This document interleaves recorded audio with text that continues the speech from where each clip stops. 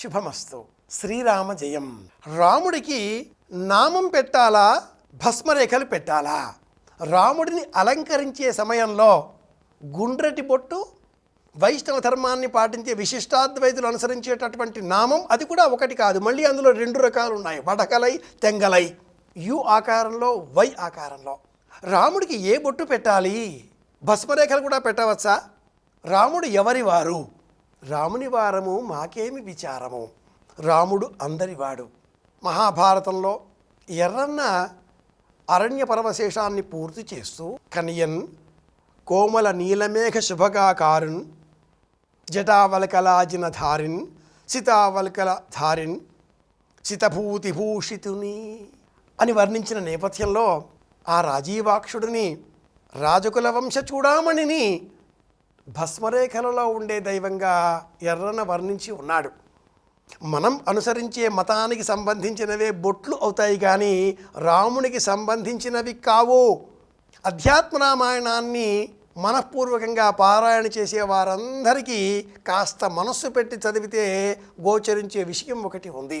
ఎవరి రాముడు అంటూ పార్వతీదేవి పరమేశ్వరుడిని ప్రశ్నిస్తే ఆ పరమేశ్వరుడు పార్వతీదేవికి సమాధానం ఇచ్చిన మాట, ఆ పరమేశ్వరుడు శివుడే చెప్పిన పరమ మంత్రం శ్రీరామ తారక మంత్రం. పార్వతీదేవికి ఉపదేశం చేసిన మంత్రం తారక మంత్రం. నేనే రాబోయే తరంలో, మహాయుగంలో, త్రేతాయుగంలో రామచంద్రమూర్తిగా జన్మించినది పరమేశ్వరుడు కనుక ఆ రాముడికి భస్మరేఖలు అలంకరించవచ్చు. పరమేశ్వరుడే చెప్పాడు, నేనే పుట్టబోతున్నాను రాముడిగా అని. శ్రీరామాయణంలో ఉండే రామచంద్రమూర్తికి వడగలై, తెంగలై ఈ వర్గాలకు సంబంధించిన బొట్లు లేవండి. అలంకరణ కోసం అందంగా ఒక బొట్టు పెట్టారు.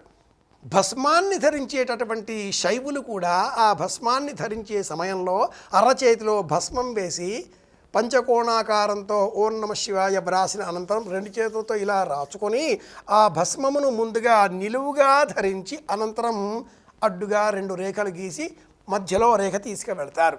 రాముడు అందరివాడు. అంతేకాని ఒక వర్గానికో ఒక ధర్మానికో చెందిన దైవంగా మనం సంకల్పం చేయరాదు.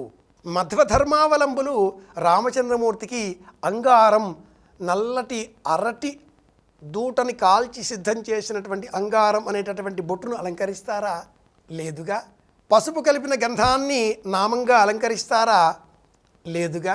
వారికి తోచిన నామాన్ని వారు అలంకరిస్తారు. కనుక రాముడికి పెట్టే బొట్టు ఏమిటి? మనకి నచ్చిన బొట్టు మనం పెడదాం. రాముడు అందరివాడు. మన ఇంటిలో పిల్లవాడు రాముడిలాగా పెరగాలి, రాముడి లక్షణాలు సంతరించుకోవాలి. ఎందుకంటే రాముడు పుట్టకంటే ముందే రాముడు పేరు ఉన్నది కనుకనే వశిష్ఠుల వారు జన్మించిన అనంతరం జాతకర్మ చేసి ఆ శిశువుకు రాముడు అన్న నామకరణం చేశాడు. రాముడు పుట్టకంటే పూర్వమే రామనామం ఉన్నది. మన సంకల్పాలకు, భక్తి ప్రపత్తులకు అనుకూలంగా రామచంద్రమూర్తిని వారిని అలంకరిద్దాం. రాముడు అందరివాడు. రామభక్తిని పెంచుకుందాం. మళ్ళీ కలుసుకుందాం. శ్రీరామ జయం.